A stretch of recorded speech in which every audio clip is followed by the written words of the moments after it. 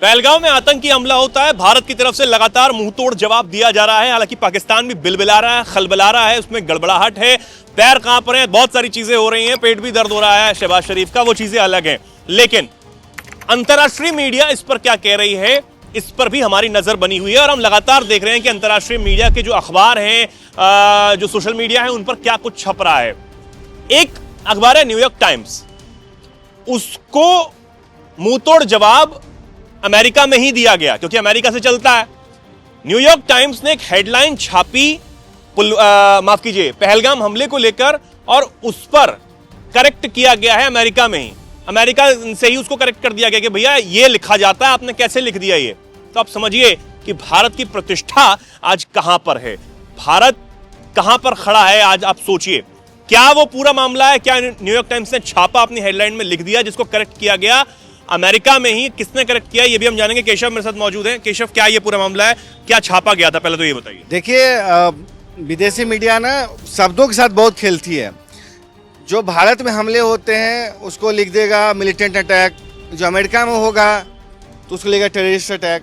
Intensity कुछ भी हो, चाहे यहाँ 100 लोग मारे जाएंगे उसको कहेंगे मिलिटेंट अटैक या चरमपंथी हमला या लड़ाकू हमला कह सकते हैं।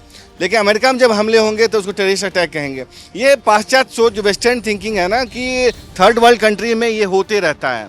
अमेरिका को अचीव करना, अमेरिका तक पहुंचना नामुमकिन है, तो उसके कारण जो है ना, ये सोच जो है उनको लिखने पर मजबूर करता है।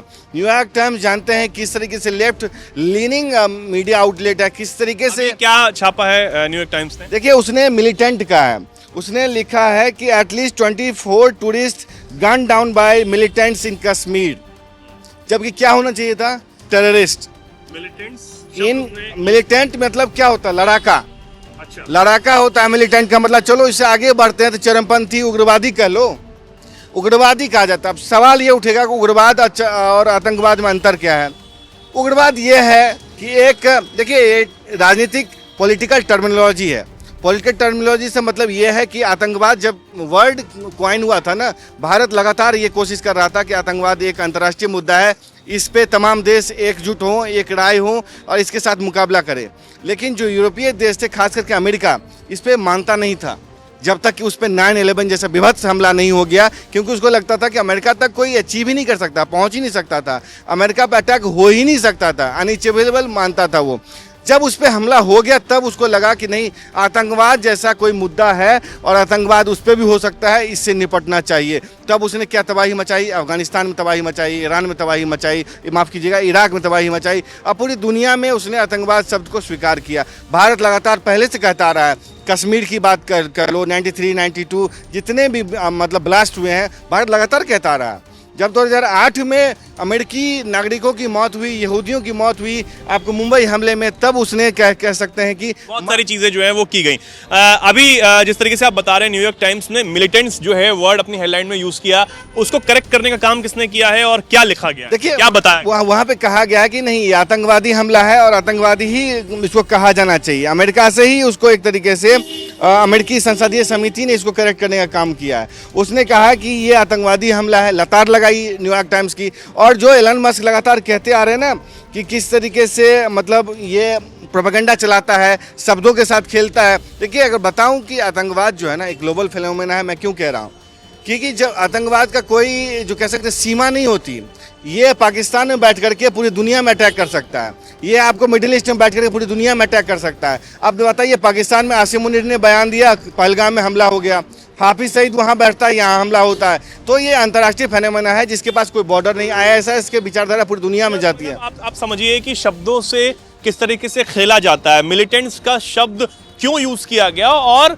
अगर किया गया तो आप देखिए अमेरिका से ही उसमें करेक्ट करने का काम किया गया। भाई टेररिस्ट है, आप मिलिटेंट्स क्यों बोल रहे हैं इस बात को? तो आप समझिए कैसे खेला जाता है आप लोगों के दिमाग से। और आपको बताएं, जो ये अमेरिकी समिति है, संसदीय समिति, house foreign affairs committee, majority कहा जाता है इसे, इसने एक स्क्रीनशॉट साझा किया न्यूयॉर्क टाइम्स को। ये पहली बार है जिसकी हम बात कर रहे थे, आप बात कर रहे थे कि ये बदला भारत है।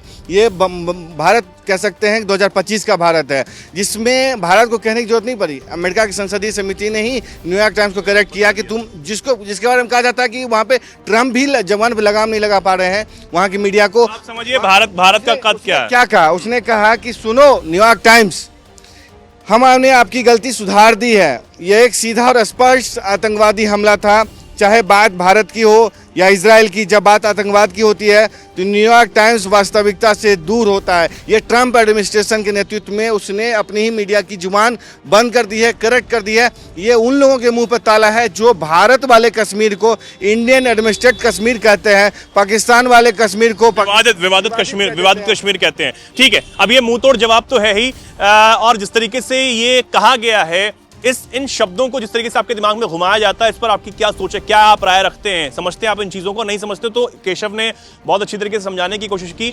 आप क्या राय रखते हैं बताइए, और ऐसे ही जुड़े रहिए, देखते रहिए NMF न्यूज़। नमस्कार।